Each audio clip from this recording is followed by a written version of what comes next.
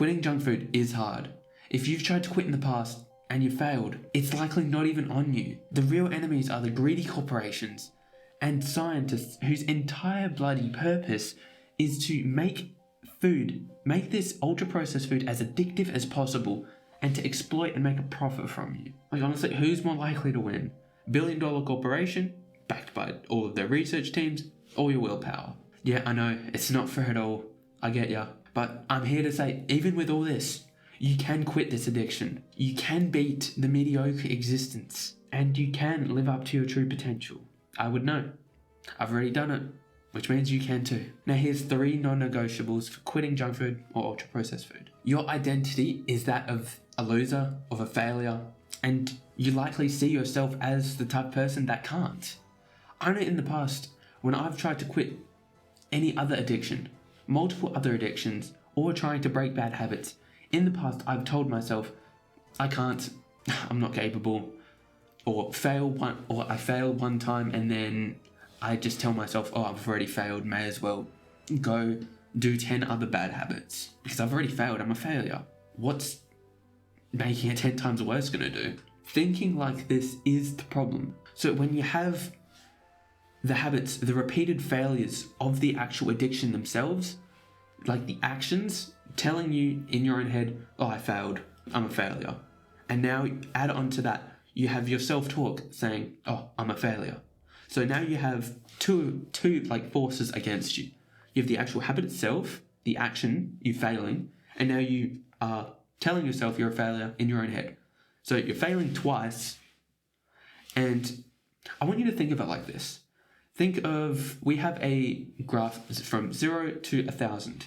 500, you have like a neutral self-image, and you think, okay, I'm alright, I might be able to break the habit.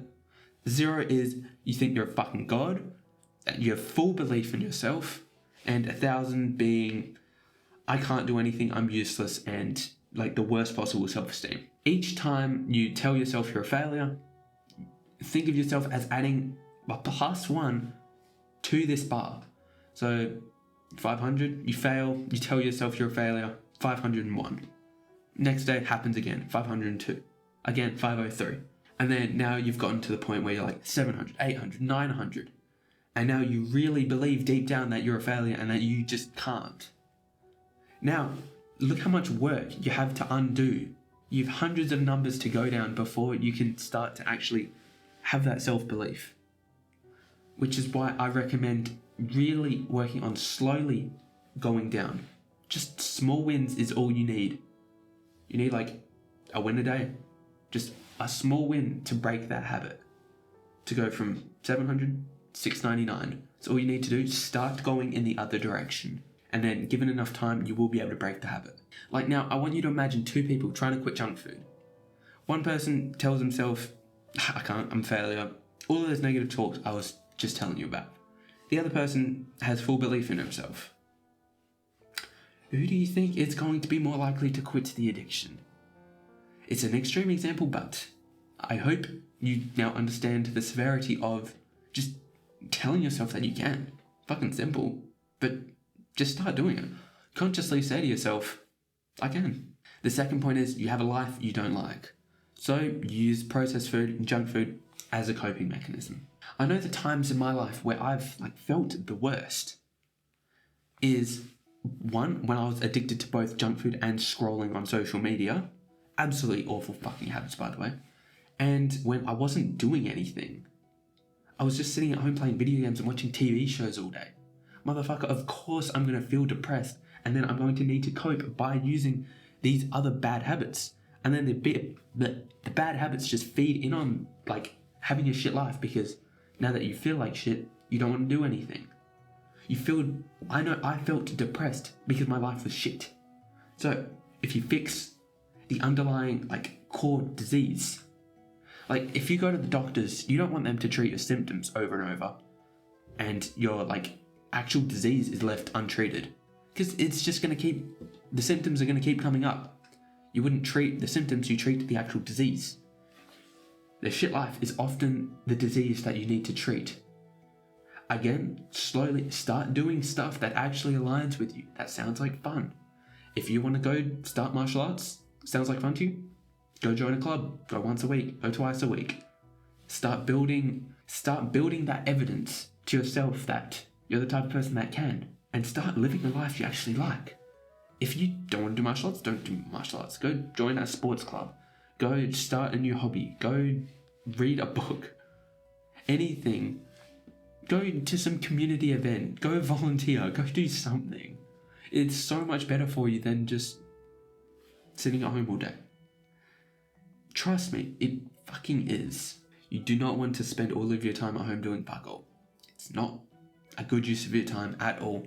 If you want a mediocre life, that is going to lead to it. If you don't want a mediocre life, if you want something better, you have to be better. Start living that better life. Don't wait. Start now. Like, the times that I've genuinely felt the best has been probably 2 or 3 times. Like, one scenario is me doing some sort of awesome event, like skydiving or going to a disco party or just something like that. A one-time event that's hell lots of fun. Or number 2 was going to the gym, working out and getting stronger week to week. I loved getting strong. There was like a year in my life where the only thing I was looking forward to was getting stronger. And it was so much fucking fun. I would look forward to every Wednesday. That's the type of drive and like emotion towards life that you have to have. And then the next thing was, and has been, facing discomfort. So with me especially, talking to and cold approaching girls, every time I talk to or cold approach a girl, I feel extraordinary after. Because again, I used to be extremely shy, no confidence, and every time I talk to one of them I say they're a fucking extraterrestrial creature. Anyway, facing discomfort makes me feel fucking amazing afterwards. Because it's like, again, giving you evidence that you're the type of person that fucking faces discomfort, confidence gains. You had that experience, you like yourself more. Now you don't need to hide and use coping mechanisms because you actually like yourself.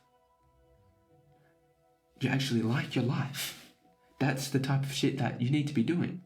That's the type of shit that I did that has made me less and less and less reliant on addictions and coping mechanisms. I don't need it anymore because I like my life. It's as simple as that.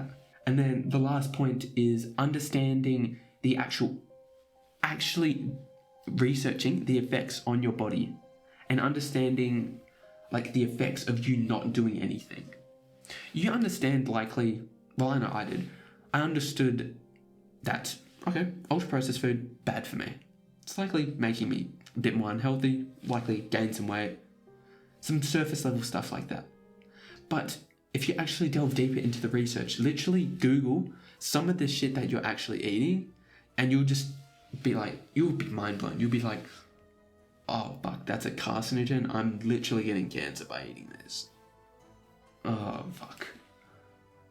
Like literally, you could go on ChatGPT and ask, type in a bunch of the ingredients on what you regularly eat, and then it'll come up with a list of like fucking negatives. Oh, makes you more emotional. Oh, makes your microbiome worse. Oh, and just a bunch more negatives. It's just like, when you understand this, you're so much less likely to want to consume it because you'll look at the food and be like, fuck, okay, I actually know what's in that. I do not want to eat that. There is such thing as that. There is such a thing called ignorance is bliss. Ignorance is not bliss in this case. You need to not remain ignorant and just research, deep dive into food and what you're actually eating. It's good practice and you'll thank me later. And before I end off the video, I want to ask you, what is one thing you're grateful for right now? Gratitude is a cornerstone habit in my life and makes me feel better and perform better in every avenue. Also makes me less reliant on addictions because again, I like my life. So what's one thing you're grateful for right now? Write down in the comments, say it out loud, and yeah. That's it for the video. Do appreciate watching. Like and sub, helps me a lot. And take care.